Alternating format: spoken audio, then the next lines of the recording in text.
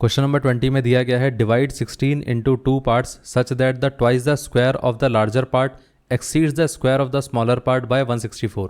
अब देखिए यहाँ पर उसने कहा है कि 16 को हमें दो पार्ट्स में डिवाइड करना है इस तरीके से कि जो लार्जर पार्ट है, तो एक काम कर लेते हैं, पहले x और y में अगर हमने डिवाइड किया तो x को लार्जर मान लेते हैं। तो पहली चीज़ तो हमें क्लियर हो गई कि x प्लस वाई कितना आएगा, 16 आएगा। और यहाँ पर क्योंकि ये लार्जर पार्ट है और उसने कहा था कि twice of the square of the larger part exceeds square of the smaller part by कितना, 164। मतलब अगर हम इसमें से वाई स्क्वायर को माइनस करेंगे तो 164 आ जाएगा। इतना क्लियर है। अब यहाँ पर हम ऐसा बोल सकते हैं ना कि y की वैल्यू कितनी है, 16 माइनस एक्स।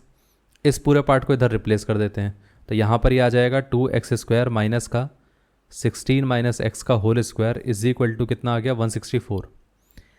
अगर हम इस स्क्वायर को ओपन करेंगे तो ये कितना आएगा, 256 प्लस एक्स स्क्वायर माइनस का 2 times of 16 into x is equal to 164। ये पार्ट क्लियर हो गया। अब यहाँ पर अगर हम देखें तो ये 2x स्क्वायर माइनस का 256 माइनस का एक्स स्क्वायर प्लस का 32 into x is equal to कितना आ गया, 164। 2x square minus x square कितना आएगा, एक्स स्क्वायर। ये आ जाएगा प्लस का 32x और ये लेफ्ट साइड पे आ जाएगा तो माइनस का 256 माइनस का 164 x square plus 32x minus का, अब देखिए यहाँ पर अगर हम इसको ऐड करेंगे तो कितना आएगा, 6 प्लस 4 10 आ जाएगा, 5 प्लस 6 11 11 प्लस 1 कितना आ गया, 12। और यहाँ पर आ जाएगा 2 प्लस 1 3 3 प्लस 1 4 तो 420 आ गया।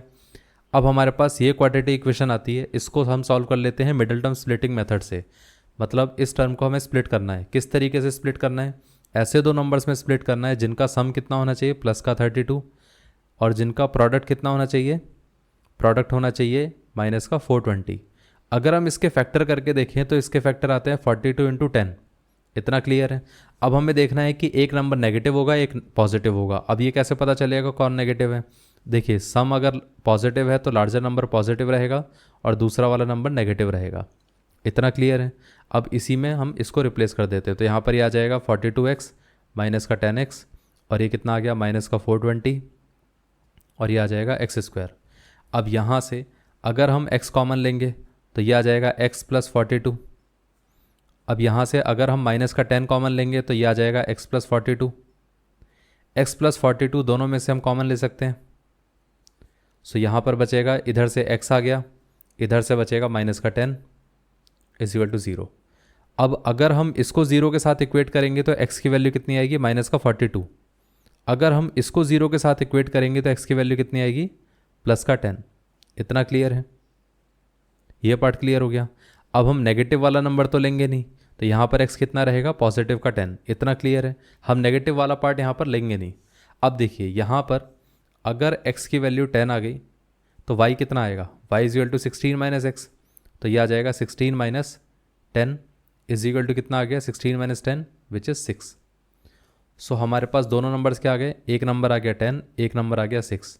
तो हम ऐसा बोलेंगे hence the required numbers are 10 and 6। अब अगर आप वेरीफाई करना चाहो कि यहाँ पर ये आंसर सही आ रहा है कि नहीं आ रहा है तो वेरीफाई कैसे करेंगे हम। अब देखिए इक्वेशन में क्या दिया गया था, दोनों नंबर का सम क्या कितना होना चाहिए, 16 होना चाहिए।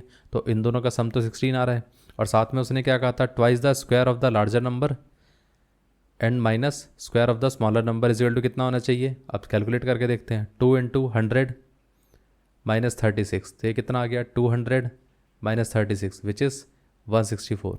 मतलब आंसर यहाँ पर हमारा वेरीफाई हो रहा है। तो इसका मतलब जो आंसर आया था हमारा वो सही था।